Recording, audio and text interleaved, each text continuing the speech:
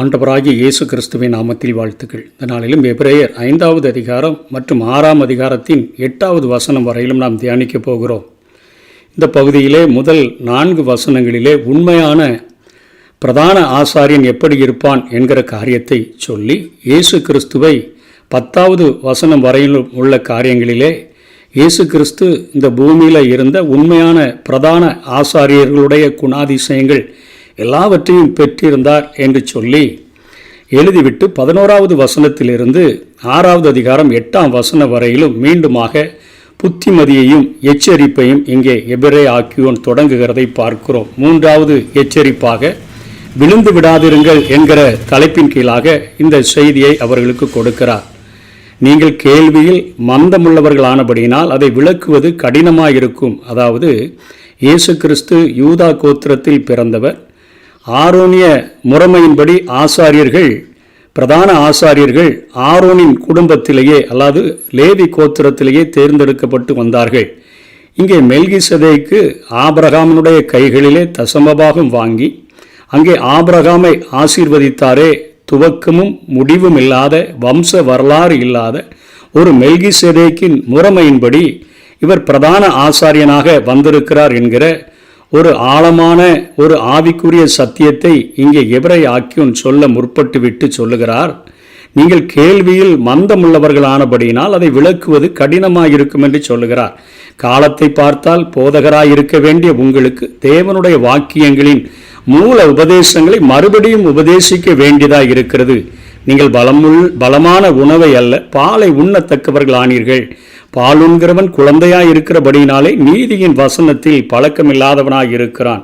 இன்றைக்கு சுவிசேஷகர்கள், மெய்ப்பர்கள், போதகர்கள் இவர்கள் சொல்லுகிற ஒரே ஒரு புகார் என்னன்னா, அநேக கிறிஸ்தவர்கள் அநேக ஆண்டுகளாக கிறிஸ்தவர்கள் என்று அழைக்கப்பட்டாலும் அவர்கள் எளிய சத்தியங்களையே விரும்புகிறார்கள். அதாவது பாலையே விரும்பி பாலை மட்டுமே பருகக்கூடியவர்களாக அவர்கள் இருக்கிறார்கள். நற்செய்தியின் மிக எளிமையான சத்தியங்கள், அதாவது சுவிசேஷ கூட்டங்களுக்கு ஆண்டவர் அற்புதங்களை செய்வார், அடையாளங்களை செய்வார், உங்களுக்கு உதவி செய்வார் என்கிற சத்தியங்கள் மாத்திரம் பிரசங்கிக்கப்படுகிற கூட்டங்களுக்கும் அங்கே அதிகமாய் கடந்து செல்லுகிறார்கள். அப்படிப்பட்ட செய்தியைத்தான் அதிகமாக விரும்புகிறார்கள். அவர்கள் நீதியின் வசனத்தில் பழக்கமில்லாது இருக்கிறார்கள்.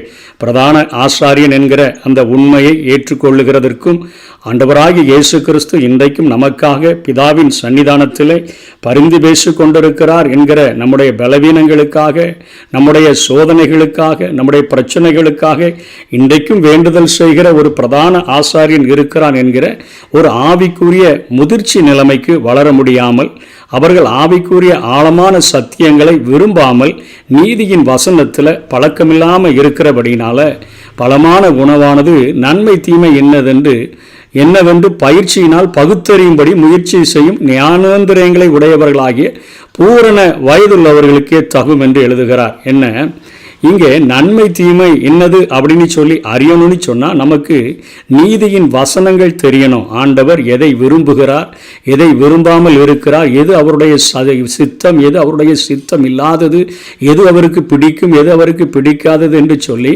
நாம் அறிந்து கொள்ளக்கூடிய ஞானேந்திரங்களை, அதாவது புலனறிவு நமக்கு வேணும்.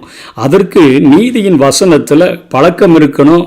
நம்ம அதில் முயற்சி செய்ய வேண்டும் என்று பயிற்சியினால் பகுத்தறியும்படி நாம் முயற்சி செய்ய வேண்டும். அதற்கு வசனத்தின் உதவியோடு கூடத்தான் நாம் இந்த காரியங்களை செய்ய முடியும். இல்லை என்றால் நாம் விழுந்து விடுவோம் என்கிற காரியத்தை தான் இங்கே எச்சரிக்கிறார். ஆகையால் கிறிஸ்துவை பற்றி சொல்லிய மூல வசனங்களை நாம் விட்டு செத்த கிரியைகளுக்கு நீங்களாகும் மனம் திரும்புதல், தேவன் பேரில் வைக்கும் விசுவாசம், ஸ்நானங்களை பற்றிய உபதேசம், ஞானஸ்நானத்தை பற்றிய காரியங்கள், கைகளை வைத்தல், மரித்தோரின் உயிர்த்தெழுதல், நித்திய நியாய தீர்ப்பு என்பவைகளாகிய அஸ்திபாரத்தை மறுபடியும் போடாமல் பூரணராகும்படி கடந்து போவோமாக. தேவனுக்கு சித்தமானால் இப்படியே செய்வோம். ஏனென்றால் ஒரு தரம் பிரகாசிக்கப்பட்டும் பரம ஈவை ருசி பார்த்தும் பரிசுத்த ஆவியை பெற்றும் தேவனுடைய நல்வார்த்தைகளையும் இனிவரும் உலகத்தின் பலன்களையும் ருசி பார்த்தும் மறுதலித்து போனவர்கள் தேவனுடைய குமாரனை தாங்களே மறுபடியும் சிலுவையில் அழிந்து அவமானப்படுத்துகிறபடியால் மனம் திரும்புதலுக்கு ஏதுவாய் அவர்களை மறுபடியும் புதுப்பிக்கிறது இயலாத காரியம் என்று இங்கே சொல்லப்பட்டிருக்கிறதை பார்க்கிறோம். முதல்ல ஆண்டவராகிய இயேசு கிறிஸ்துவை பற்றிய சத்தியங்களை ஏற்றுக்கொண்டு அதில் குழப்பங்கள் அடையும் பொழுது, அதில் வீழ்ச்சிகள் வரும் பொழுது, அதில் அவர்கள் எதிர்பார்த்த நன்மைகள் கிடைக்காம இருக்கும் பொழுது, ஆண்டவராகிய இயேசு கிறிஸ்துவனிடத்தில் வந்தேன், பிரகாசிக்கப்பட்டேன், பரம ஈவு ஆவியானவருடைய அந்த வரங்களை பெற்றுக்கொண்டேன், எல்லா பரிசுத்த ஆவியை பெற்றேன், தேவனுடைய நல்வார்த்தைகள், இனிவரும் பலனின் உலகத்தின் பலன்கள், இவைகளெல்லாம் செய்தியாக கேட்டேன். ஆனால் இப்போ குழப்பங்களும் பிரச்சனைகள் வந்த பொழுது மறுதலித்து போகிற சூழ்நிலை. ஆகவே நான் என்னை ஒரு விசை பரிசுத்தம் செய்து என்னை ஆண்டவராகிய இயேசு கிறிஸ்துவின் சொந்த பிள்ளையாக மாற்றின, தேவனுக்கு உகந்த ஒரு பாத்திரமாக மாற்றின அந்த வாழ்க்கையை விட்டுவிட்டு மறுபடியும் நான் அந்த சத்தியத்தை விட்டு விழுந்து போவேன் என்று சொன்னால், சிலுவையில் அறைந்து நான் அவமானப்படுத்துகிற செயலுக்கு சமானமாக இருக்கிறது. பின்வாங்கி போகிற ஒரு வாழ்க்கை, விழுந்து போகிற ஒரு வாழ்க்கை.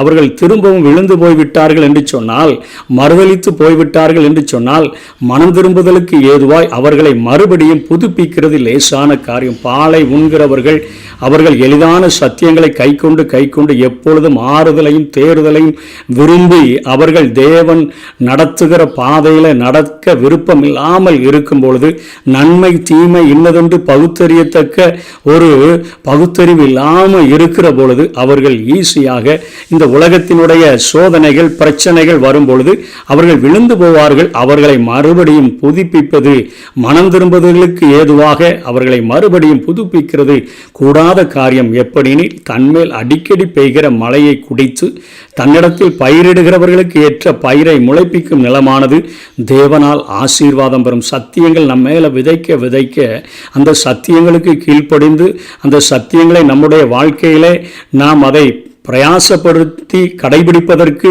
நாம் அதை முயற்சி எடுத்து செய்யும் பொழுது இந்த உலகத்தில் தேவனுக்கு பிரியமுள்ள பிள்ளைகளாக அவருக்கென்று கனி கொடுக்கிற ஒரு நல்ல நிலத்தை போன்ற ஒரு காரியத்தை உடையவர்களாக வாழ முடியும். முள் செடிகளையும் முள் பூண்டுகளையும் முளைப்பிக்கிற நிலைமை. எத்தனை சத்தியங்களை கேட்டாலும் அவருடைய வாழ்க்கையில் கனியற்ற ஒரு வாழ்க்கை வாழ்ந்து முள் பூண்டுகளை, மற்றவர்களை வேதனைப்படுத்துகிற காரியங்கள், மற்றவர்களுக்கு விருப்பமில்லாத காரியங்கள், தேவனுக்கும் பிரியமில்லாத காரியங்களை செய்கிறவர்களாக இருப்பார்கள்.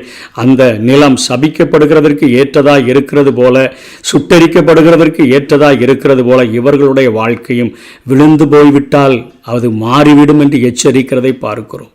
விழுந்து போகாமல் நம்ம விழிப்புடன் தெளிந்த புத்தியுடன் ஆண்டவராகிய இயேசு கிறிஸ்துவை இறுக பிடித்து கொண்டு நீதியின் வசனத்தை நாம் கற்றுக்கொண்டு அவைகளிலே நம்மை நடப்பதற்கு நம்மை ஈடுபடுத்தி கீழ்ப்படிந்து வாழ்ந்தோம் என்று சொன்னால் நாம் நிச்சயமாக பவுலை போல சொல்ல முடியும், நல்ல போராட்டத்தை போராடினேன், ஓட்டத்தை முடித்தேன், விசுவாசத்தை காத்துக்கொண்டேன், இது முதல் நீதியின் கிரீடம் எனக்காக வைக்கப்பட்டிருக்கிறது என்று சொல்லி நாம் தைரியமாக சொல்ல முடியும். அப்படிப்பட்ட வாழ்க்கைக்கென்று நாம் பிரயாசப்படுவோம்.